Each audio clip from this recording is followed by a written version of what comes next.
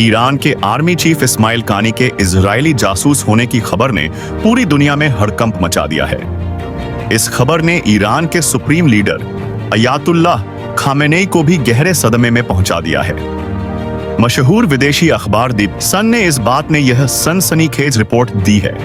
अब ताजा रिपोर्ट में दावा किया गया है कि इजरायली जासूस होने की आशंका के बीच ईरान के शीर्ष जनरल इस्माइल कानी को क्रूर पूछताछ के दौरान दिल का दौरा पड़ गया है। इससे पहले कानी पूरी तरह स्वस्थ थे। ईरान के शीर्ष सैन्य प्रमुख को इसराइल के आतंकी सफाया अभियान के पीछे होने के दावे के बाद इस क्रूर पूछताछ का सामना करना पड़ा है। इसके बाद दावा किया जा रहा है कि इसी दौरान कथित तौर पर इस्माइल कानी को हार्ट अटैक आ गया है। अपुष्ट रिपोर्टों के अनुसार 67 वर्षीय ब्रिगेडियर जनरल इस्माइल खानी को इस्लामिक रिवॉल्यूशनरी गार्ड कॉर्प्स द्वारा पूछताछ के बाद दिल का दौरा पड़ने के बाद आयरान के कारण एक अस्पताल में स्थानांतरित है। स्काई न्यूज अरेबिया की रिपोर्ट के अनुसार यह ज्ञात नहीं है कि उनकी वर्तमान स्थिति क्या है। बेरूत में एक बंकर पर 4 अक्टूबर को इजराइल के हमले में हिजबुल्लाह नेता हसन नसरल्लाह की मौत के बाद ईरानी जनरल इस्माइल कानी के जासूस होने की अफवाहें उड़ने लगी थीं। कथित तौर पर नसरल्लाह की हत्या भी इस्माइल कानी ने ही करवाई थी। इसके बाद हिजबुल्लाह के अगले उत्तराधिकारी हाशेम सफीदीन भी एक इजरायली हमले के बाद लापता हो गए हैं। इसके बाद इस्माइल कानी के भी लापता होने की खबरें उड़ी। इसके बाद से यह दावा किया जाने लगा कि इजराइल द्वारा हिजबुल्लाह के शीर्ष अधिकारियों को अविश्वसनीय तरीके से खत्म करने के पीछे यही गद्दार है। दावा यह भी किया जाने लग माना जा रहा है कि बंकर विस्फोट में हिजबुल्लाह के उत्तराधिकारी 60 वर्षीय हशेम सफीदीन के साथ इस्माइल कानी की भी मौत हो गई। मगर लेबनान, इराक और ईरान के सूत्रों ने खुलासा किया है कि कानी उस बैठक में नहीं थे।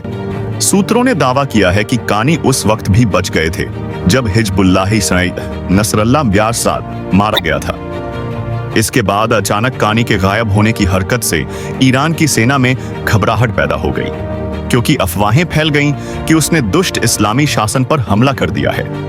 बता दें कि इस्माइल कानी ईरान के शक्तिशाली रिवॉल्यूशनरी गार्ड के विशिष्ट कुद्स बलों का नेतृत्व करते हैं और शासन द्वारा उनके जीवित और अच्छे स्वास्थ्य होने की पुष्टि की गई है। ईरानी सेना अब 27 सितंबर को 64 वर्षीय नसरल्लाह की बंकर में हत्या के मामले में उनकी भूमिका की जांच कर रही है। उल्लेखनीय है कि जनवरी 2020 में अमेरिका द्वारा इसके पिछले नेता कासिम सुलेमानी की हत्या के बाद कानी को IRGC की विदेशी इकाई कबुद्स फोर्स का प्रमुख बनाया गया था। इजराइल ने खुफिया जानकारी के आधार पर ही अविश्वसनीय रूप से पेजर और वॉकी टॉकी बम हमला को एक साथ पूरे क्षेत्र में अंजाम देकर हिजबुल्लाह के दर्जनों दुश्मन कमांडरों का सफाया कर दिया था। ईरान को आशंका है कि इसमें भी इस्माइल कानी ने ही जासूसी की थी। इजरायली हमले में मारे गए कमांडरों में सफीदीन भी शामिल था, जिसके बारे में माना जाता है कि वह बेरूत में हिजबुल्लाह की शूरा काउंसिल की एक बैठक के दौरान मारा गया था। इस बैठक में इस्माइल कानी को भी भाग लेने जाना था, मगर वह नहीं पहुंचे। हालांकि पहले लगा कि कानी को भी इस हमले में मार दिया गया या घायल कर दिया गया, लेकिन बाद में यह बात सामने आई कि वह बैठक से बाहर चले गए थे।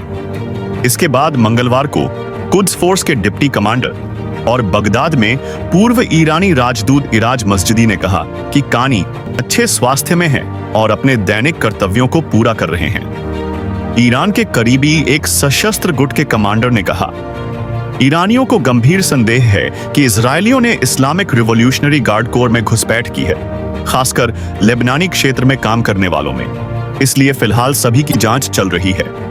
इसी बीच अब कानी को हार्ट अटैक आने की खबर सामने आ रही है, जिससे तरह तरह की आशंकाएं पैदा हो रही हैं।